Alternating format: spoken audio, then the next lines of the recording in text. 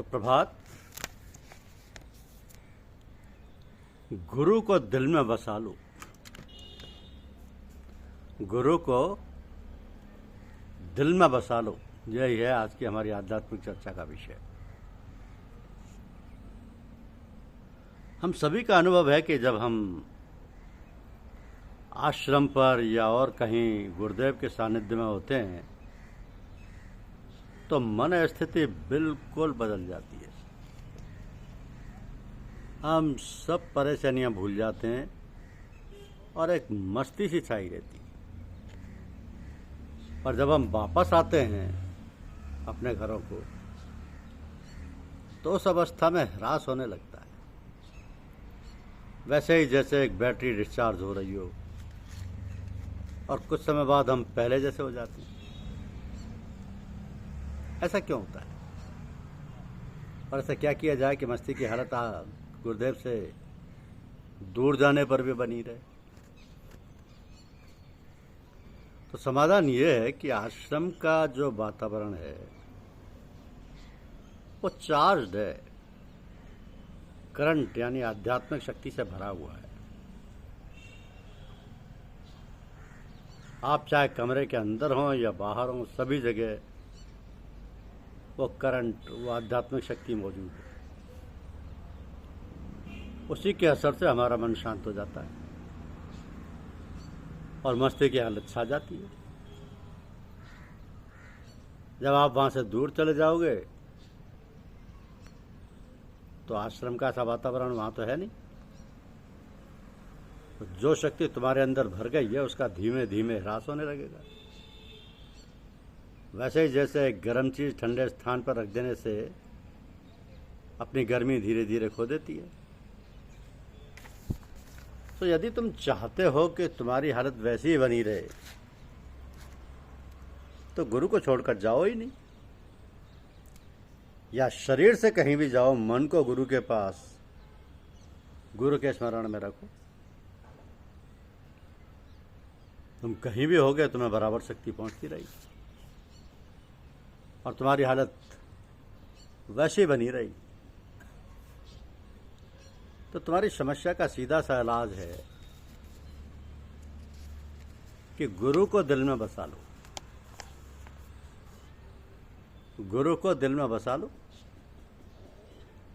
फिर भी हालत में उतार चढ़ाव रहते हैं, आते रहते हैं, और हालत में उतार आने पर फिर गुरु के पास जाकर रहो। The best way to love God is to love His fellow beings। यानी भगवान से प्रेम करने का, गुरुदेव से प्रेम करने का सबसे अच्छा तरीका है कि उसके बंदों से प्रेम किया जाए। माना कि आप डॉक्टर हैं और आपके पास मरीज आता है,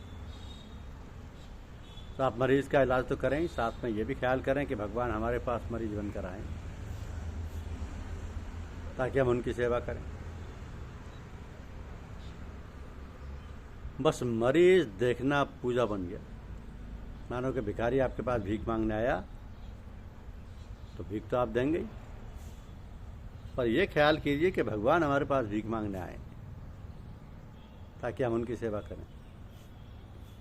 अब जैसे आपके माँ बाप हैं, बीवी है, बच्चे हैं, उनको आप प्यार तो करें, परंतु इस ख्याल से करें कि वे सब भगवान के हैं, भगवान के दिए हैं। जो उनके प्रति आपका कर्तव्य है उसका आप पालन करें, परंतु समझें भगवान का ही। तो इससे क्या होगा? यदि आपका लड़का मर जाता है तो आपको अफसोस नहीं होगा। क्यों? लड़का तो आपका था ही नहीं, वो तो भगवान का था, आपको सेवा के लिए दिया गया था। अब आपकी सेवा खत्म हो गई तो आपको आराम हो गया, आपका एक झंझट खत्म हो गया ना। आप उस लड़के की परवरिश करते, ब्याह करते, तो वो आपकी सेवा खत्म हो गई, तो आपको अफसोस नहीं होना चाहिए। और यदि आप समझते हैं कि वो आपका बेटा है तो रोइए, तो अपना कुछ मत समझो। सब कुछ भगवान का है, भगवान के लिए है। ये सब घर द्वार, गृहस्थी, नौकरी, चाकरी सब भगवान का दिया हुआ है। तो भगवान का समझकर भगवान के लिए करो, यही सबसे बड़ी पूजा है। ये शुरू में मुश्किल लगता है लेकिन अभ्यास से हो जाता है। चचा जी कहते थे झुट्ठल खेले सच्चल हो, सच्चल खेले बिरला। और भाई लोग अहम ब्रह्मास्मि जपते हैं तो क्या कोई एकदम से ब्रह्म हो जाता है? ऐसा जपते जपते धीरे धीरे मैं ब्रह्म हूं, ये भावना हो जाती है। आप ख्याल तो कीजिए, आप बहुत समय से ख्याल करते रहे कि ये सब हमारा है हमारा है, तो ये ख्याल करते करते सब अपना लगने लगा है। इसके बदले यदि अब ये ख्याल पक्का करेंगे कि ये सब भगवान का है तो धीरे धीरे सब भगवान का लगने लगेगा। कुछ संत कभी कभी धनाढ्यों और राजाओं के सतराजाओं को सत्कर्म में लगाने के उद्देश्य से उनका आतिथ्य स्वीकार करते रहे। संत जलालुद्दीन ऊंचे फकीर माने जाते थे। एक बार उन्हें पता चला कि राज्य का बादशाह स्वेच्छाचारी हो गया है। संत महल में जा पहुंचे और राजा को विलासी जीवन त्यागने और गरीबों की सहायता करने जैसे अनेक नसीहतें दी। उनके शिष्यों को पता चला तो उन्हें दुख हुआ, क्योंकि कुरान में लिखा है कि सच्चे फकीर को किसी महल में नहीं जाना चाहिए। बाबा जलालुद्दीन ने शिष्यों से कहा कि बादशाह तो अज्ञानी है, मेरे पास आने की उसे फुर्सत नहीं, मैं उससे कुछ लेने नहीं गया था। फकीरों का यह भी कर्तव्य है कि वे छोटे बड़े सभी को नसीहत देकर अच्छा बनाए। तो शिष्य संत जी के तर्क से संतुष्ट होकर उनके समक्ष नतमस्तक हो उठे। नतमस्तक हो उठे। 20वीं शताब्दी के आरंभ में दिल्ली के एक सूफी शायर और उर्दू भाषा के वरिष्ठ लेखक श्रीमान सूरज नारायण जी मेहर दहलवी हुए। मेहर दहलवी, इनकी लिखी पुस्तक जिनमें चहल दरवेश नाम की पुस्तक भी है, उन दिनों प्रकाशित हुई, जिसमें आध्यात्म के भेदों को खोलकर बड़ी सरल भाषा में कहानियों दृष्टांतों द्वारा समझाया गया है। अब संतमत वालों के लिए इनकी पुस्तकें बहुत उपयोगी रही। मेहर साहब का ज्ञान अच्छा था, परंतु था सब पुस्तकीय। इन्हें बड़ी खोज थी कि कहीं शुद्ध ज्ञान का परिचय मिले। तो हमारे श्रीमान लालाजी महाराज के विषय में इन्होंने कुछ सुना, उनके पास दौड़े आए। श्रीमान लालाजी महाराज ने उनका यथोचित स्वागत किया। फिर जब स्वस्थ होकर इनके पास बैठे तो थोड़ी सी बात के पश्चात श्रीमान जी उन्हें ध्यान की मुद्रा में ले गए। ध्यान के विषय में मेहर साहब का पुस्तकीय ज्ञान तो पूरा था,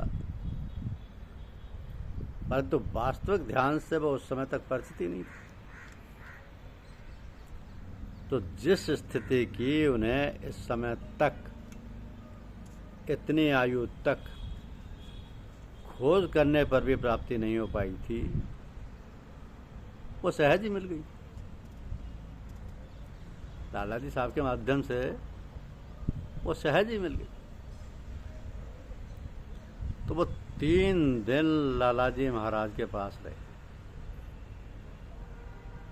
उनकी लिखी इस कविता से उनकी मानसिक स्थिति जो पहले थी और श्रीमान गुरुदेव के सत्संग के बाद हुई, उसका चित्रण उन्हीं के शब्दों में दिया गया है। साधकों के लिए इस कविता के कुछ अंश ये हैं कि खुदा किस जगह है, करूं जुस्तजू कैसे तेरी खुदाया, तुझे मैंने दुनिया में ढूंढा न पाया। कभी सूए मस्जिद, कभी सूए मंदिर, कभी इनके बाहर, कभी इनके अंदर। मिला आबिदों से, मिला जाहिदों से, मिला आलिमों से, मिला फाजिलों से। हर एक में तासुब के रूए खाती, शरीयत जो देखी दुकां ही दुकां थी। कहीं मार्फत ने नहीं रुख दिखाया, हकीकत का कोसों तक पता न पाया। मजाइब के झगड़ों से तंग आ गया मैं, बखेड़े जो देखे तो हैरान था मैं। हर एक बाल की खाल ही खींचता था, मानी को अपनी तरफ खींचता था। किताबें बहुत नग्ज से नग्ज देखी, बहुत कम मगर उनमें पुरमग्ज देखी। कुतुब सिर्फ सूखी हुई हड्डियाँ चबाए, इन्हें कौन ये सख्त जहाँ। बहुत कम मिली मुझको जिंदा किताबें, नसीबों से मिलती हैं खाली शराबें। मैं बैठा था मायूस गर्दन झुकाए, मेरी फिक्र जाए तो किस दौर जाए। इधर तो तरक्की का मदद रास्ता, उधर मेरी हालत अजीबों से रखता। दुआ को उठा होश या रब्बे अकबर, मुझे अपने दीदार से बेहरवर कर।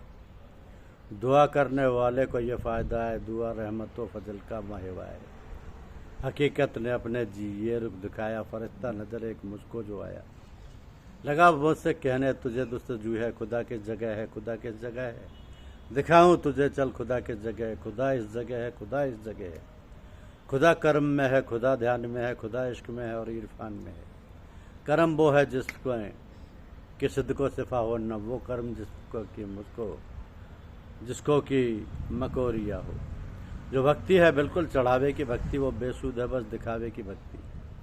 जहाँ इल्म है महज बहसों की खातिर, वहाँ कब हुआ नूर हक आपके जाहिर। जहाँ इल्म है महज बहसों की खातिर, वहाँ कब हुआ नूर हक आके जाहिर। खुला है मुझे राज इस दर से मेहर, खुदा इस जगह है, खुदा इस जगह। यह सूरज नारायण मेहर दहलवी साहब ने खुद लिखा जब परम पूज्य लाला जी साहब ने उनको ध्यान कराया और उनकी जिस चीज़ की खोज करने पर भी प्राप्ति नहीं हो पाई थी वो सहज हुई थी। धन्यवाद।